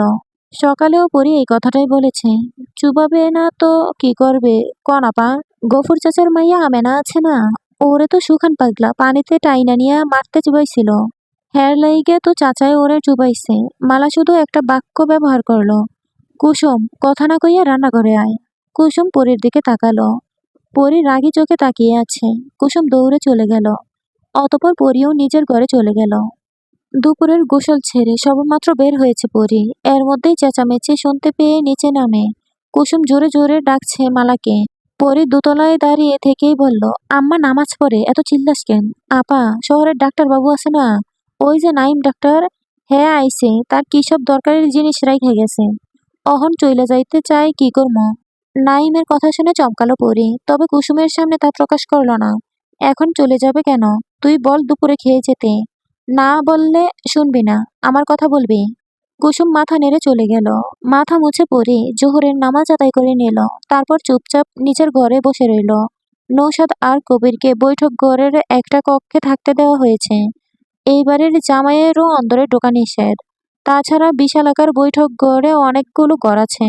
যত মেহমান আসুক সমস্যা হবে না। নিজের কক্ষের বারান্দার চৌকি পেতে বসে আছে নৌশাদ। কবির ঘুমাচ্ছে। ওদের বাড়ি দূরে বিদায় ভোর রাতে রওনা হয়েছে ওরা, তাই সকালে এসে পৌঁছেছে। নাইমকে দেখে নৌশাদ চিনল না। পরে দুজনে কথাবার্তা বলে পরিচিত হয়ে নিয়েছে। কথা বলার সময় কুসুম এসে ওদের খেতে ডাকলো। হাত মুখ ধুয়ে সবাই খেতে বসলো। আফতাব, আখির আর শায়েরও বসেছে। মালা, কুসুম আর জেসমিন খাবার বেড়ে দিচ্ছেন। খাওয়ার মাঝে কবিরই প্রথম কথা তুলল পরীর বিষয়ে। আফতাবকে উদ্দেশ্য করে বলল, আব্বা, আমার একটা কথা আছে। কি কথা? নৌশাদ খুব ভালো ছেলে, শহরে বড় ব্যবসা করে। তাই আমি একখান প্রস্তাব আনছি। যদি পরীর সাথে ওর বিয়ে দেন তো পরী ভালো থাকবে। উক্তিটি শেষ হতে না হতেই বিষম খেলো নাইম। জোরে জোরে কাশতে লাগলো সে। শায়ের ওর পাশেই বসেছিল, তাই দ্রুত পানির গ্লাস এগিয়ে দিল। কর্মজীবী নৌশাদ পরিশ্রম দিয়ে গড়ে তুলেছে নিজের সাম্রাজ্য, যেখানে রানীর মতো থাকবে পরী। রাজকন্যাকে তো রানী হিসেবে মানায়, তাই পরীর স্থান কোনো উঁচু পরিবারে হওয়া উচিত। নৌশাদ সেই উঁচু পরিবারের ছেলে। এইসব অনেক কথাই বলেছে কবির। হাতে পানির গ্লাস নিয়ে নাইম তা নীরবে শুনে যাচ্ছে। নিজের প্রিয় বন্ধুর অনন্ত সজ্জাতে মনক্ষুণ্ণতার। এখন আবার পরীর বিয়ে। এসব মেনে নিতে খারাপ লাগছে নাইমের। ও চলে যেতেই নিচ্ছিল, কিন্তু কুসুম পরীর কথা বলাতে রয়ে গেল। কেন জানি পরীর কথাটা ফেলতে মন চাইল না নাইমের। কিন্তু এখন বাতের সাথে এইসব কথাও তার হজম করতে হবে, তা ভাবেনি। ওদিকে শায়েরের কোনো হেলদোল নেই। গোগ্রাসে গিলছে সে। জমিদারের পারিবারিক সিদ্ধান্তে শায়ের কখনো কথা বলেনি। আজও তাই চুপ করে আছে। কবিরের কথা শেষ হতে না হতেই আখির বলে উঠল, দেখো, এখন এইসব নিয়ে আমাদের বাবার সময় নেই। বন্যা তো সব তলিয়ে গেছে। তার উপর আমাদের বাড়িতে আসা একজন ডাক্তার মারা গেছে। এজন্য আমাদের কারোর মন ভালো নেই। আর নৌশাদ তো আমাদের ছেলেই, ধীরে সুস্থে সব করলেই ভালো হয়। আফতাব তাদের সায় দিয়ে বলে, আর তাছাড়া বন্যার জন্য আমার কাজের অনেক ক্ষতি হয়েছে। আমরা আগে সব ঠিকঠাক করি, তারপর না হয়ে আগানো যাবে। আপনাদের সময় যত লাগুক সমস্যা নেই, কিন্তু কথা দিন পরীকে আপনারা নৌশাদের হাতে তুলে দিবেন। কবিরের কথায় আখি নিজেই কথা দিল যে সে পরীর বিয়ে নৌশাদের সাথেই দিবে। নাইম আর বসে থাকতে পারল না। খাবার আর তার গলা দিয়ে নামবে না। সে উঠে চলে গেল কলপারের দিকে। হাত ধুয়ে খানিকক্ষণ দাঁড়িয়ে রইল সেইখানে। সে ভাবতে লাগলো, সত্যিই তো, পরীর স্থান কোনো উঁচু পরিবারে হওয়া উচিত। কোনো অংশে কম না পরী। বড় ঘরের মেয়ে সে, আর আছে জ্যোৎস্নার মতো কোমল রূপ। নৌশাদের মতো বড়লোক ছেলেকেই পরীর পাশে মানায়। নাইম কলপাড় থেকে বের হয়ে নৌকা ঘাটে গেল। সেখানে গিয়ে দেখা হলো রূপালীর সাথে। হাঁটতে হাঁটতে এখানে এসে দাঁড়িয়েছে সে। নাইমকে দেখেই রূপালী বলে উঠল, আপনি নিশ্চয়ই নাইম? নাইম অবাক হয়ে দেখছিল রূপালীকে। অসম্ভব সুন্দর মেয়েটা। দেখলে যে কেউ মুগ্ধ হতে বাধ্য। নাইমও মুগ্ধ চোখে তাকিয়ে আছে। রূপালীর প্রশ্নের জবাবে নাইম বলে উঠল, জি, আপনার কথা শুনেছিলাম পরীর কাছে। আপনাদের সাথে আসা একজন মারা গেছে শুনে খুব খারাপ লেগেছে। তবে সবার কথাই পরী আমাকে বলেছে। মুচকি হাসল রূপালী। নাইম এখনো অদ্ভুত চোখে দেখছে রূপালীকে। তবে পরী ওর কথা বলেছে শুনে ভালো লাগলো নাইমের। ও, আমি তো পরিচয় দেইনি। আমি রূপালী, পরীর মেজ বোন। আজকে সকালেই এসেছি। এখন নাইম চিন্তামুক্ত হলো। পরীর বোন রূপালী এজন্য এত সুন্দর। পরী নিশ্চয়ই রূপালীর মতোই সুন্দর। নাইম বলল, ও, আমি আপনাকে তো দেখিনি, তাই চিনতে পারিনি। কিন্তু আপনি অন্দর থেকে বাইরে এসেছেন কেন? বুঝলাম না আপনার কথা। আমি যতদূর জানি অন্দর থেকে মেয়েরা খুব কম বের হয়।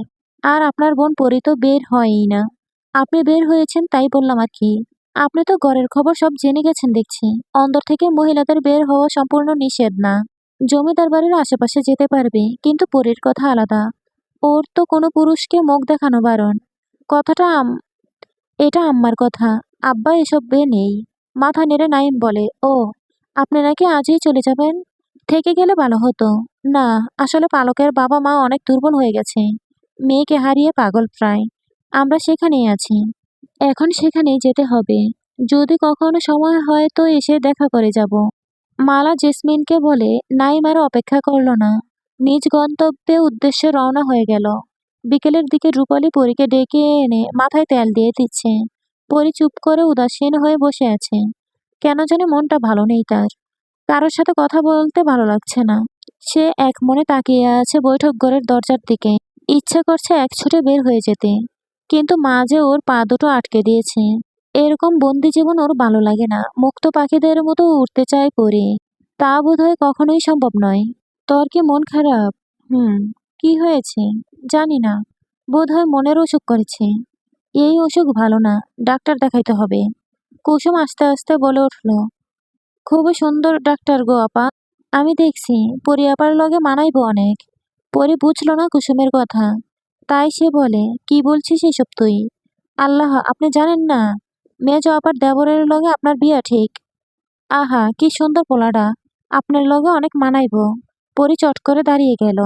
রূপালীর দিকে প্রশ্নোত্তক দৃষ্টিতে তাকাতেই সে বলল, আরে নৌশাদ, ছেলেটা খুব ভালো। তোর দুলাভাই। পরীর হুংকারে থেমে গেল রূপালী। দুলাভাইকে বলো আর না এগোতে। না হলে আমাকে তো চেনোই। বয়স দেখে আমি কারোর সাথে কথা বলি না। গায়ে হাত তুলি সেটাও ভালো করে জানো। পরী, তোর সাহস তো কম না। নিজের দুলাভাইকে নিয়ে এসব কেউ বলে? দমকে উঠল রূপালী। বাহ, স্বামীর জন্য এত ভালোবাসা, এত দরদ। তাহলে ওই স্বামী কেন তোমাকে রেখে অন্য মেয়েকে বিয়ে করতে চেয়েছিল? ভালোবাসা কি তার নেই? পিছনের কথা বাদ দে। তুই কি তোর দুলাভাইকে মানতে পারছিস না? তুমি পেরেছ মানতে সিরাজ ভাইকে ছেড়ে? পরে চুপ কর। রূপালীর মুখ চেপে ধরল পরে। রূপালী মুখ চেপে ধরল পরীর। আশেপাশে ভয়ার্ত নজরে বুলিয়ে দেখে নিল আর কেউ আছে কিনা। না, কেউ নেই। পরী নিজের মুখ থেকে বোনের হাত সরিয়ে বলে, একই রক্তের গন্ধও এক হয়। তোমার দেওরেরও তাই। আমাকে রাগাবে না। যে রক্তকে ঘৃণা করি সেই রক্তকে নিজের করে নিতে পারবো না। পরে দোতলায় দৌড়ে গেল। রূপালী বারবার পরীকে ডাকতে লাগলো। বলতে লাগলো, নৌশাদ ওরকম নয়, সে ভালো ছেলে। কিন্তু পরী সে কথা কানেও নিল না। কুসুম ঠায় দাঁড়িয়ে আছে। পরীর কথাগুলো ওকে শুকে পাঠিয়ে দিয়েছে। রূপালী আস্তে আস্তে নিজের ঘরে গিয়ে দরজা আটকালো। সাথে সাথে ওর কপোলদ্বয় ভিজে গেল বিন্দু বিন্দু অশ্রুকণায়। সিরাজকে ভালোবেসেছিল রূপালী, পাগলের মতো ভালোবেসেছে। কিন্তু তার সাথে মিলন হলো না রূপালের। সদ্য ফোটা ফুলটা অকালেই ঝরে গেছে, কিন্তু রেখে গেছে তার সুবাস, যা কখনোই ভুলতে পারবে না রূপালী।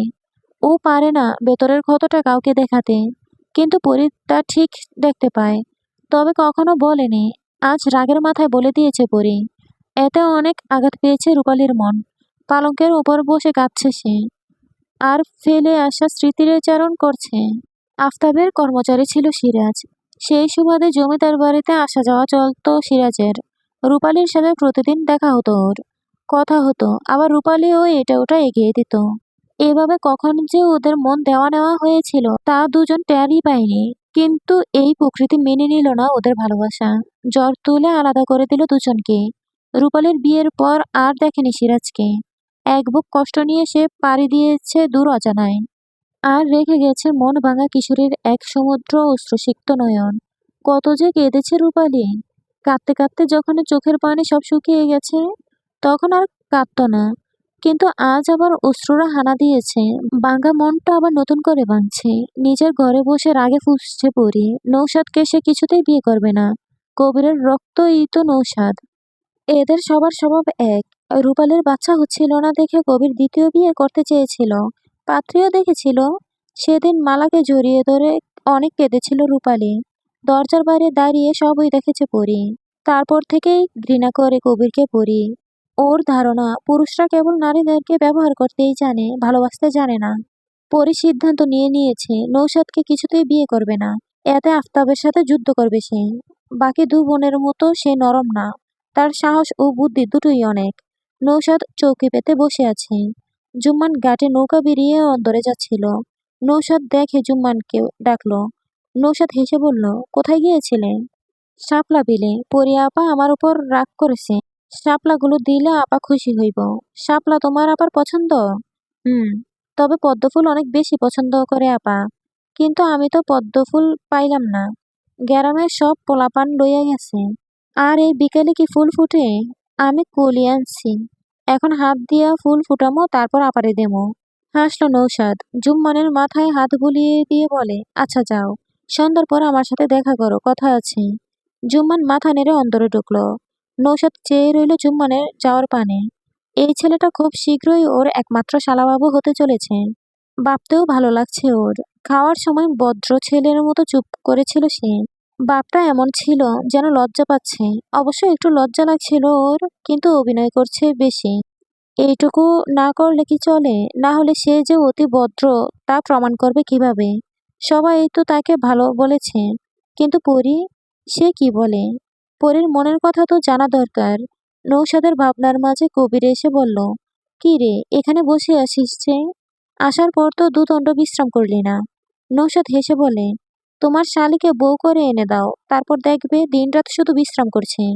কবির নৌশাদের পিঠ চাপড়াতে বসতে বসতে বলল, ভালো কথা বলছিস দেখছি। আচ্ছা ভাই, তুমি কখনোই পরীকে দেখনি? পরী তো ওর কাকার সামনে আসে না। আমার সামনে আসবে কেমনে? তোর কপাল ভালো রে নৌশাদ। এই পরীকে পাওয়ার জন্য কত পুরুষের বুকে পাথর বেঁধে, আর তুই সেই নারীকে গড়ে তুলবি। ভাগ্য ভালো কিনা জানি না, তবে পরীর জন্য যা করতে হয় এই নৌশাদ তা করবে। আমি পরীরে না দেখেই পছন্দ করি। তুমি জানো, আমি এই বাড়িতে শুধু পরীর জন্য আসতাম, কিন্তু পরীর দর্শন পেতাম না। আমার খুব খারাপ লাগে। পরীকে পরী কেন সামনে আসে না? কিন্তু স্বপ্নে আমি দেখি পরীরে। চোখ, নাক, মুখ সব নিয়ে আঁকি। বাই, পরীরে কিন্তু আমার চাই। চিন্তা করিস না, পরী তোর হবে। তোর ভালোবাসা সফল হবে নৌশাদ। সৌজন্যমূলক হাসি দিল নৌশাদ। পরীর জন্য যে তার আর তর সইছে না। মনে চাইছে এখনই ছুটে অন্তরে যেতে, আর পরীর সুন্দর বদন খানার মুখোমুখি হতে। কিন্তু এটা করলে বেয়াদবি করা হবে। তাই মনের অদম্য ইচ্ছা বিসর্জন দিয়ে বসে রইল। জুম্মান শাপলার কলিগুলোর সাথে এক প্রকার যুদ্ধ করে তাদের ফুলে রূপান্তরিত করলো। তারপর গুটি গুটি পায়ে পরীর ঘরে গেল। নীল রঙের ফিতা দিয়ে চুল বাঁধছে পরী। জুম্মান আস্তে করে পরীর পিছনে গিয়ে দাঁড়াতেই পরী বলে উঠল, এখানে এসেছিস কেন? আপা দেখো, তোমার লাইকে শাপলা আনছি। আমি বিলে যাইয়া নিজে তুলে আনছি। নেও না আপা। পরী ঘুরে জুম্মানের মুখের দিকে তাকালো। কাঁদো কাঁদো মুখ করে শাপলা বাড়িয়ে দিয়েছে জুম্মান। পরী আর না করল না। হাত বাড়িয়ে শাপলাগুলো নিল। সাথে সাথে জুম্মানের মুখে হাসি ফুটে উঠল। সে বলল, তোমার রাগ কমছে আপা? আমি তো ভাবলাম আবার হইল কি, কথাও কেমনে জানি কও। কেন, ভালো লাগে না? শোন, তুই জমিদারের ছেলে জুম্মান। তুই এই গ্রামের সবচেয়ে ধনী ছেলে। তোর সবকিছু তো সবার থেকে আলাদা হতে হবে। তাই শুদ্ধ ভাষায় কথা বলবি। মনে থাকবে? জুম্মান মাথা নেড়ে বলল, আমি তো তোমার মতো কথা কইতে পারি না। আমি শেখাবো তোকে।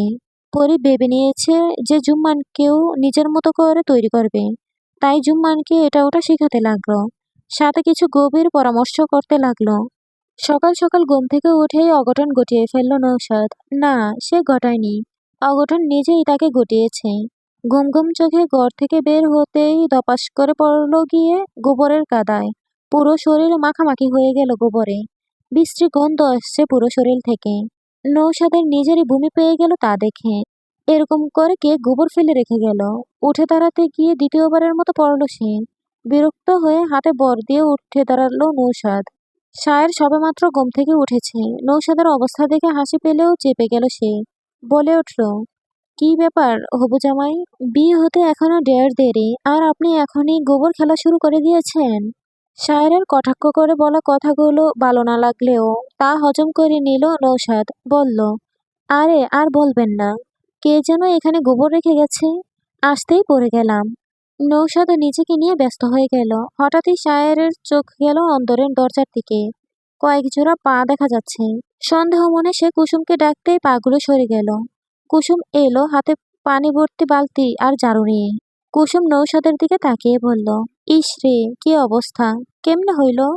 জবাবটা শায়ের এগিয়ে এসে বলল, এখানে গোবর রেখেছে কে? আমি রাখছি, উঠান লেপতে কইছে বড় মায়। কিন্তু হ্যাঁ না দেখা হাঁটলে আমি কি করবো? কুসুম পানির বালতি সমেত নৌশাদের দিকে এগিয়ে গিয়ে বলল, আহারে কি গন্ধ আসতেছে, খারান, এখনই গতর দুইয়া দিতেছি। কুসুম বালতির সব পানি ঢেলে দিল নৌশাদের মাথায়। প্রচন্ড রেগে গেল নৌশাদ। কুসুমকে ধমক দিয়ে চলে গেল কলপাড়ার দিকে। কুসুমের কাজ দেখে শায়ের হেসে ফেলল। কুসুম অন্দরে চলে গেল। শায়ের খেয়াল করলো কুসুমের পা জোড়া আরেক জোড়া পায়ের সাথে মিলিত হয়েছে। শায়ের চিন্তা করলো, এটা কি অনাকাঙ্ক্ষিত ঘটনা, নাকি কেউ কাঙ্ক্ষিতভাবে ঘটনাটি ঘটিয়েছে। কুসুম দৌড়ে পরীর কাছে গেল। এতক্ষণ পরী আর জুম্মান দাঁড়িয়ে দাঁড়িয়ে দেখছিল আর হাসছিল। পরিকল্পনাটা পুরাটাই পরীর। সে চায় নৌশাদ যেন এখান থেকে চলে যায়। তাই আজ থেকে সে নৌশাদকে নাকানি চুবানি পানি খাওয়াবে। সেজন্য কুসুম আর জুম্মানকে হাত করেছে সে। কুসুমের সাথে কথা বলে পরী নিজের ঘরের দিকে পা বাড়ায়। পরী আপা। কুসুমের ডাকে ফিরে তাকায় পরী। আপনার পায়ের আরেকখানা নুপুর কই? নিজের পায়ের দিকে তাকাতেই চোখে জল ভরে ওঠে পরীর। আরেকটা নুপুর গেল কোথায়? কখন খুলে পড়ে গেছে তা টেরই পায়নি পরী। নুপুর জোড়া যে সোনালির, যাওয়ার আগে পরীকে দিয়ে গেছে, কিন্তু পরী তা মূল্য দিতে পারেনি। হারিয়ে ফেলল সেটা। চোখ মুছে পরী মেঝেতে বসে পড়ল। সোনালির এই একটা স্মৃতি পরীর কাছে ছিল, কিন্তু তার প্রতি হেয়ালিপনা কিভাবে করতে পারল পরী? মনটা খারাপ করে ওখানেই বসে রইল সে। কুসুম কাছে এসে বললে, কি হয়েছে আপা, নুপুরখানা পড়ল কই? জানি না কুসুম, আমি এখন কোথায় খুঁজবো? জুম্মান পরীর পাশে বসে বলল, তুমি চিন্তা করো না আপা, তুমি তো অন্দর থেকে কোনোখানে যাও না, পুরো অন্দর খুঁজলেই পাওয়া যাইব। পরী ভেবে দেখলো কথাটা ঠিকই বলেছে জুম্মান, কিন্তু সে তো বৈঠক ঘরেও গিয়েছিল। তাই পরী বলল, তুই আর কুসুম বৈঠক ঘরে গিয়ে খোঁজ, আমি অন্দরে দেখতেছি। কুসুম আর জুম্মান তাই করে। বৈঠক ঘরের আনাচে কানাচে খুঁজতে লাগলো দুজনে। শায়ের নিজের ঘর থেকে বের হয়ে দেখলো ওরা উকিঝুঁকি দিচ্ছে। শায়ের কিছু বলতে চাইলো কিন্তু পারল না। নৌশাদও ভিজা কাপড়ে এসেছে। কুসুমকে দেখে ওর রাগ হলো। সে রাগান্বিত কণ্ঠে বলল, এই মেয়ে, তুমি আবার এসেছ? আমার গায়ে গোবর পানি দিয়ে মন ভরেনি তোমার? জুম্মান নৌশাদের দিকে এগিয়ে গিয়ে বলল, আরে ভাই, পরী আবার এক পায়ের নুপুর হারাইয়া গেছে, তাই খুঁজতে এসি। পরীর নুপুর এদিকে পড়ছে, কই দেখি। নৌশাদ এগিয়ে গিয়ে নিজেও খুঁজতে লাগলো। কুসুম জুম্মানকে চোখ মেরে বলল, পরী আপার কত শখের নুপুরটা, যে পাইয়া দিব তারে পরী আপা মনে হয় পুরস্কার দিব। চল জুম্মান, ভালো করে খুঁজি। পরীর মন পাওয়ার লোভে নৌশাদ বলল, তোমরা যাও, পরীর নুপুর আমি খুঁজে দিব। দেখেন কিন্তু হবু দুলাভাই, তাইলে পরী আপা আপনার উপর খুব খুশি হইব। নৌশাদের পাগলামো দেখে শায়ের হেসেই যাচ্ছে। কি না কানি চুবানি দিচ্ছে ওরা। হঠাৎই শায়ের খেয়াল হলো, সকাল থেকেই সে একটু বেশি হাসছে। আগে তো হাসতোই না, হলো কি ওর? এসব ভাবতে ভাবতে শায়ের নিজ গন্তব্যে চলে গেল। শায়ের যখন ফিরল তখন বেলা 10:30টার বেশি বাজে। এসে দেখলো নৌশাদ এখনো সেই হারানো নূপুর খুঁজে যাচ্ছে। শায়ের হাসির চেপে এগিয়ে গিয়ে বলল, আপনি এখনো সেই নূপুর খুঁজে যাচ্ছেন? কি করবে ও? বলুন, পরীর নূপুর বলে কথা। আচ্ছা, আপনি কি ছোট কন্যাকে কখনো এখানে আসতে দেখেছেন? না তো, তাহলে তার নূপুর এখানে আসবে কিভাবে? বোকা বনে গেল নৌশাদ। তাই তো, পরী তো কখনো বৈঠক ঘরে আসে না, তাহলে নূপুর আসবে কোথা থেকে? তাহলে কি ওই কুসুম ওকে বোকা বানালো? রাগে গজগজ করতে করতে নৌশাদে নিজের ঘরে চলে গেল। শায়ের মুচকি হেসে নিজের ঘরে চলে গেল। হতাশ নিয়ে নিজের ঘরে বসে আছে পরী। হতাশ হয়ে নিজের ঘরে বসে আছে পরী। খালি পায়ের দিকে তাকিয়ে আছে। সারা অন্দর খুঁজেও নূপুরটা পাওয়া গেল না। তারপর থেকেই পরীর মনটা একটু বেশিই খারাপ। পালঙ্ক থেকে উঠে গিয়ে সে জানালার কাছে গিয়ে দাঁড়ালো। এক ঝলক মুক্ত বাতাস এসে ছুঁয়ে দিল পরীকে। চোখ দুটো বন্ধ করে ফেলে পরী। চোখের সামনে ভেসে উঠল সোনালির হাস্যোজ্জ্বল মুখটা। দেখতে বড়ই ভালো লাগছে পরীর। মনে হচ্ছে সোনালি ওর কাছেই আছে। কিন্তু এই ভালো লাগার স্থায়িত্ব বেশিক্ষণ হলো না। দরজার ক্যাচক্যাচ শব্দে ফিরে তাকালো সে। রূপালি এসেছে। সে পরীর কাছে এসে দাঁড়ালো। শান্ত গলায় বলল, রাগ করে আছিস আমার উপরে? পরি মুখ ঘুরিয়ে নিয়ে বলল, না। পরি, আমি সিরাজকে ভালোবেসেছি, আর বড় আপা রাখালকে। বড় আপার ভাগ্যে তার ভালোবাসা থাকলেও আমার ভাগ্যে নেই। কষ্ট হলেও আমি মানিয়ে নিচ্ছি পরি। তুই কেন পারবি না? তুই তো কাউকে ভালোবাসিস না। তোর তো কোনো কষ্ট হবে না পরি। আমার মতো তো অতীতের স্মৃতি নিয়ে তোকে বাঁচতে হবে না। ভালোবাসার মানুষকে যেমন ভোলা যায় না, তেমনি ঘৃণা করা মানুষকে ভালোবাসা যায় না। এভাবে ভুলিস না পরি। নৌশাদকে আমি চিনি, ও খুবই ভালো ছেলে। নিজের স্বামীকে এতদিনে চিনতে পারলে না? আর তুমি চিনবে দেবরকে? হাসালে আপা তুমি। কথার জালে বারবার রূপালীকে পেঁচিয়ে ফেলছে পরি। আর কিছু বলার নেই রূপালের। যা করার এখন নৌশাদকেই করতে হবে। পরীকে বুঝাতে হবে যে নৌশাদ খুব ভালো ছেলে। রূপালী আস্তে করে পরীর ঘর থেকে বের হয়ে এলো। পরী আবার জানালার ধারে গিয়ে আকাশপানে তাকালো। আজ আকাশে মেঘ নেই, জগজগে রোদ উঠেছে। অথচ পরীর মনে রোদ নেই। মেঘে ঢাকা পড়েছে তার মনের সূর্যটা। পরী গোমড়া মুখে আকাশটা দেখে চলেছে। মালা মুখ কালো করে বসে আছে, পাশেই রূপালী বসে। মালা সায় দিচ্ছে না পরীর বিয়েতে। সে তো নৌশাদকে ভালোভাবে চেনে না। আর তাছাড়া নৌশাদের পরিবার কেমন তাও জানে না। সোনালি তো চলেই গিয়েছে। রূপালীও অনেক কষ্টে নিজের সুখ খুঁজে পেয়েছে। কিন্তু পরীর ব্যাপারে মালা খুব সচেতন। তাই মালার মনের ভেতরে নাড়া দিচ্ছে ভয়। রূপালী বারবার মালাকে বুঝিয়ে মানাতে পারছে না। জুম্মান ঘাটে গেল পানি কতটুকু কমেছে তা দেখার জন্য। লাঠিটা উঠিয়ে দেখলো অনেক পানি কমে গেছে। যাদের বাড়িঘর একটু উঁচুতে ছিল তাদের ঘর জেগেছে। দু এক পরিবার ঘর ঠিক করে সেখানে থাকছে। বন্যা এসেছে আজ 24 দিন চলছে। জুম্মান সব হিসেব করে রেখেছে। হিসেবের দিক দিয়ে জুম্মান খুবই সচেতন। সে লাঠিটা আবার পুঁতে দিল। ঘুরে দাঁড়াতেই দেখলো নৌশাদ দাঁড়িয়ে আছে। মিথ্যে বললে কেন আমাকে? কি মিথ্যে কইছি আমি? পরীর নূপুর সত্যিই হারিয়েছে? সত্যিই তো। আপা সকাল থেকে মন খারাপ করে বসে আছে। সন্ধিহান চোখে জুম্মানের দিকে তাকিয়ে নৌশাদ বলল, তোমার আপা তো বৈঠক ঘরে আসে না কখনো। তাহলে নূপুরটা বৈঠক ঘরে আসবে কিভাবে? জুম্মান মাথা চুলকে বলল, সেটাও তো কথা। তাইলে আপা বৈঠক ঘরে আমাগো খুঁজতে পাঠাইলো কেন? নৌশাদ বুঝলো যে ছোট্ট জুম্মান কিছুই জানে না। ওই কুসুম মেয়েটাই সবকিছু করিয়েছে। আসার পর থেকে ওর পিছনে লেগেই আছে মেয়েটা। এদিকে কবিরও নেই। দুই শ্বশুরের সাথে কোথাও যেন গিয়েছে। জুম্মান ছোট নৌকায় উঠতে উঠতে বলল, যাই আবার কতগুলো শাপলা নিয়ে আসি। দেখি আপার মন ভালো করতে পারি নাকি। নৌশাদ শুনে বলে উঠল, এই আমি যাব। বলতে বলতে এক প্রকার লাফিয়ে নৌকায় চড়ে বসে নৌশাদ। দুজনে মিলে শাপলা বিলে আসতেই বিলে গিয়ে দেখলো ছেলে মেয়েরা গোসলে নেমেছে। অনেক পানি কমে গিয়েছে বিধায় ওদের যেন সুবিধা হয়েছে।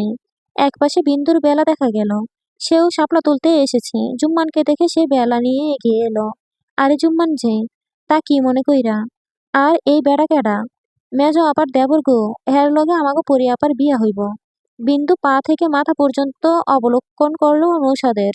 দেখতে ছেলেটা ভারী সুন্দর। শার্ট প্যান্ট পরায় আরো সুন্দর লাগছে। এই গ্রামের খুব কম যুবকরা শার্ট প্যান্ট পরে থাকে। টাকার অভাবে অনেকে কিনতে পারে না।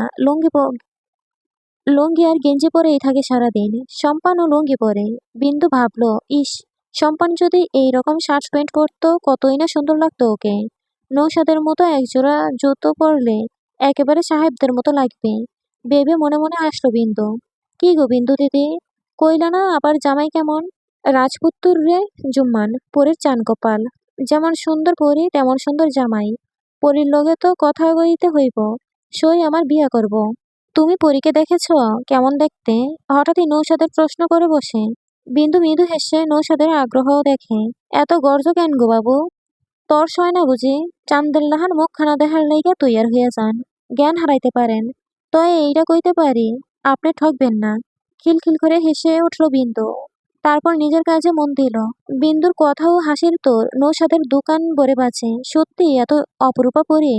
জুম্মান হালকা ঝুঁকে শাপলা তুলতে গেল, কিন্তু নৌশাদ তাতে বাধা দিল। পরীর জন্য সে নিজেই শাপলা তুলবে। তাই সে ঝুঁকে কয়েকটা শাপলা তুলল। আরেকটু দূরে একটা পদ্ম দেখা যাচ্ছে।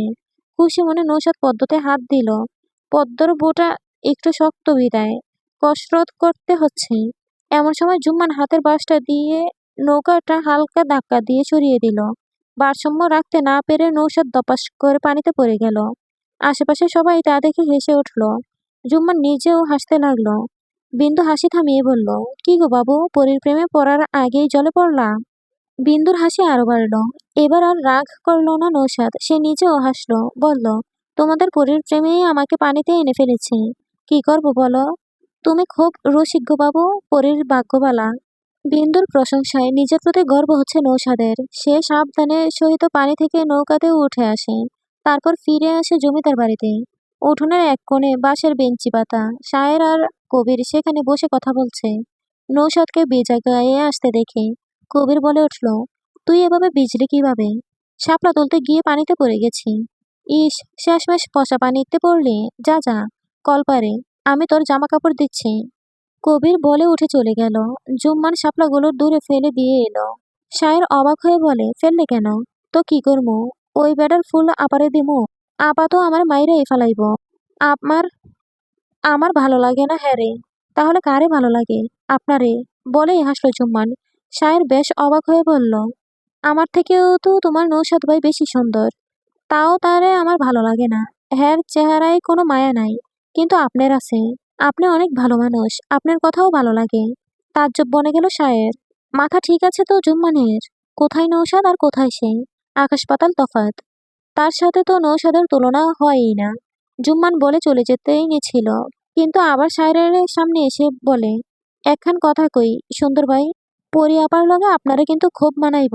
কথা শেষ করে জুম্মান আর দাঁড়ালো না, দৌড়ে অন্দরের ভেতরে চলে গেল। শায়ের স্তব্ধ হয়ে বসে রইল। পরে ভাবলো, ছোট্ট ছেলে, যা মনে যা এসেছে তাই বলেছে।